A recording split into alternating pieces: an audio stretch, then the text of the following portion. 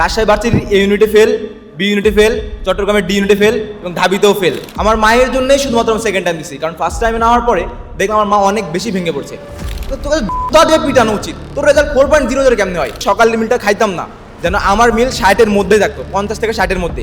আমি ওই টাকাটা শুধুমাত্র বই কেনার জন্যই বাঁচাতাম। আমি 17 এপ্রিলে চান্স পাইনি, আমি চান্স পাইছিলাম ওই 5 আগস্টের আগে, যখন আমি আইডিউশন ভর্তি হয়েছিলাম সেই সময় চান্স পাইছিলাম। আমার অ্যাডমিশন জার্নি কিছু শেয়ার করতে চাই, জাস্ট ছোটো করে। সো আমি প্রথমে বলতে চাই আমার এসএসসি রেজাল্টে, আমি এসএসসিতে খুব ভালো একজন স্টুডেন্ট ছিলাম। আমার রেজাল্ট ছিল হচ্ছে গ্রুপ সাবজেক্টে 98%, মানে খুবই হিউজ পরিমাণ মার্ক। দেন আমার এইচএসসিতে আমার রেজাল্টটা খুব খারাপ ছিল, 4.00। ফার্স্ট টাইমের রেজাল্টগুলো আমি একটু বলি। রাজশাহী ভার্সিটির এ ইউনিটে ফেল, বি ইউনিটে ফেল, চট্টগ্রামের ডি ইউনিটে ফেল এবং ঢাবিতেও ফেল, মানে একদম হেলিশ। প্রথমে ভালো স্টুডেন্ট ছিলাম, দেন খারাপ। দেন আসে আমার second time journey. So second time জার্নিতে আমি শুধুমাত্র একজনের জন্য দিছি, সেটা হচ্ছে আমার মা।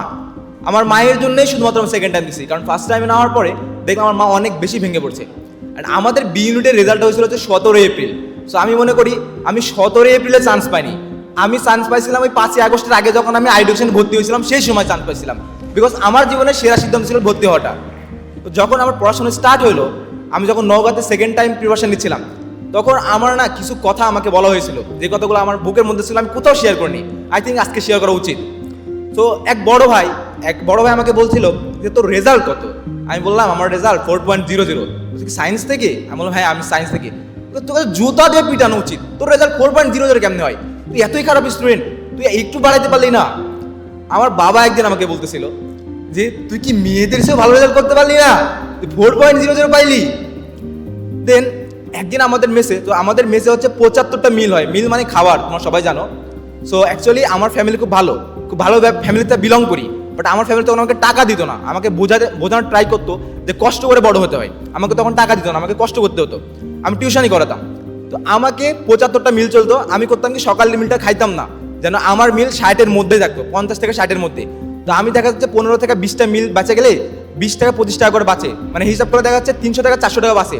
আল্লাহর কসম করে বললাম, আমি ওই টাকাটা শুধুমাত্র বই কেনার জন্যই বাঁচাতাম। আমি 1 টাকা নষ্ট করতাম না, ওই যে টাকা বাঁচাতাম শুধুমাত্র বই কেনার জন্য। তার জন্য বড় ভাইরা বলতো তুই কি কৃপণ? আমি আসলে কৃপণ ছিলাম না। তো যত কষ্ট আসুক, আমি জুনিয়রদের উদ্দেশ্যে বলতে চাই, জীবনে যত কষ্ট আসুক, তুমি মনে রাখবা সিনেমায় বা মুভিতে চাপ কষ্ট শুধুমাত্র নায়কদের উপরে আসে, শুধুমাত্র নায়কদের উপরে আসে। আর মুভিতে প্রথমে নায়করা মার খায়, বাট লাস্ট ফাইটটা কিন্তু নায়করা জিতে। তো সবার জন্য শুভকামনা রইল। আসসালামু আলাইকুম।